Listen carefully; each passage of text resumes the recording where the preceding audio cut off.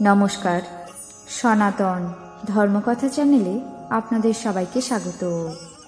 আজ মহাভারতের আদি পর্বে ত্রয়োদশ অধ্যায়ে জরৎকারু চরিত পর্ব শুরু করব। নারায়ণং নমস্কৃত্য নরং চৈব নরোত্তমং দেবীং সরস্বতীং ব্যাসং ততো জয়মুদীরয়েৎ।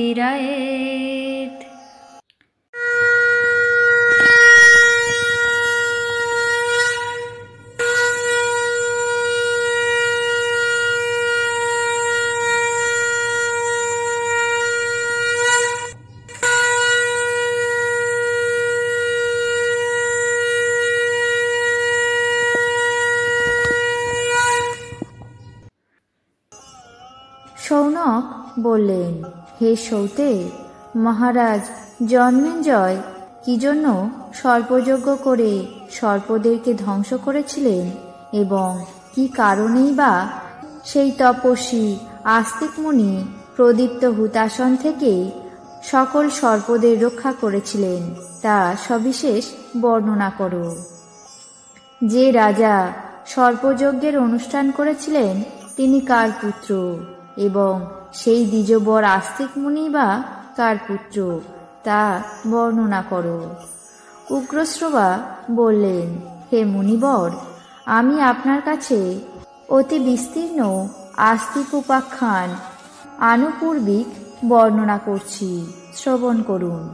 সৌনক বললেন, হে সুতপুত্র, প্রাচীন মহর্ষি আস্তিকের ওই মনোহর উপাখ্যান আদ্যপ্রান্ত শ্রবণ করতে আমার নিতান্ত ইচ্ছা হচ্ছে। উগ্রশ্রবা বললেন, আমার পিতা নৈমিষারণ্যবাসী ব্রাহ্মণদের অভ্যর্থিত হয়ে সর্বপাপ বিনাশক ব্যাসোক্ত ওই পুরাতন ইতিহাস তাদের শ্রবণ করিয়েছিলেন।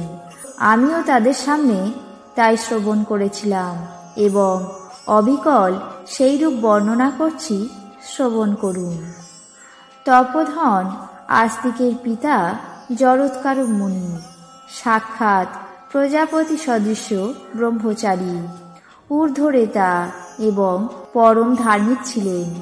তিনি সর্বদা ব্রত অনুষ্ঠান, উগ্র তপস্যা এবং আহার সংযমে একান্ত তৎপর থাকতেন।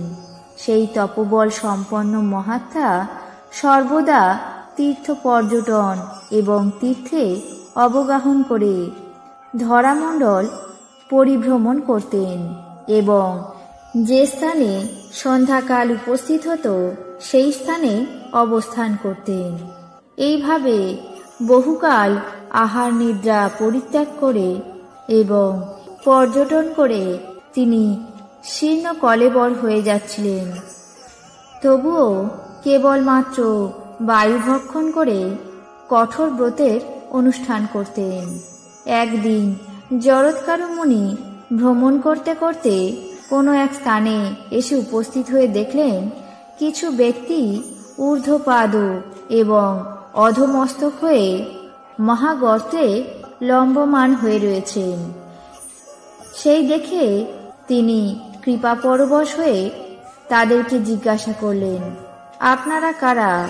কি জন্যই বা মুষিচ্ছিন্ন মূল উশির স্তম্ভ অর্থাৎ বেনার মূলের গুচ্ছ অবলম্বন করে অধোমুখে এই মহাগর্তে লম্বমান হয়ে রয়েছেন? পিতৃগণ বললেন, আমরা যাযাবর নামে ঋষি, সন্তান ক্ষয় হওয়াতে অধঃপতিত হয়েছি। আমরা নিতান্ত হতভাগ্য। আমাদের জরৎকারু নামে এক পুত্র আছে। সেই দুর্মতি পুত্র পত্নী পরিগ্রহ না করে সংসার সুখ জলাঞ্জলি দিয়ে দিনরাত কেবল তপস্যায় কালাতিপাত করছে। সুতরাং বংশক্ষয় উপস্থিত দেখে এই মহাগর্তে লম্বমান রয়েছি।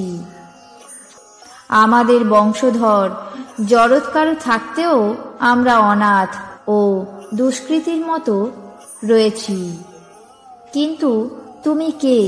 কি জন্যই বা আমাদের দুঃখ দেখে বান্ধবের মতো অনুশোচনা করছো তা জানতে ইচ্ছা করি। জরৎকার মুনি তাদের কাতরোক্তি শ্রবণ করে বললেন, আপনারা আমার পূর্বপুরুষ, আমারই নাম জরৎকারু। এখন আজ্ঞা করুন, কি করব? পিতৃগণ বললেন, বৎস, তোমার এবং আমাদের পারত্রিক মঙ্গল সম্পাদন করার জন্য বংশরক্ষার বিষয়ে চিন্তা করো। লোকে পুত্র জন্ম দিয়ে যেমন সদ্গতি সম্পন্ন হয়, ধর্ম ফল দ্বারা তেমন সদ্গতি লাভ করতে পারে না।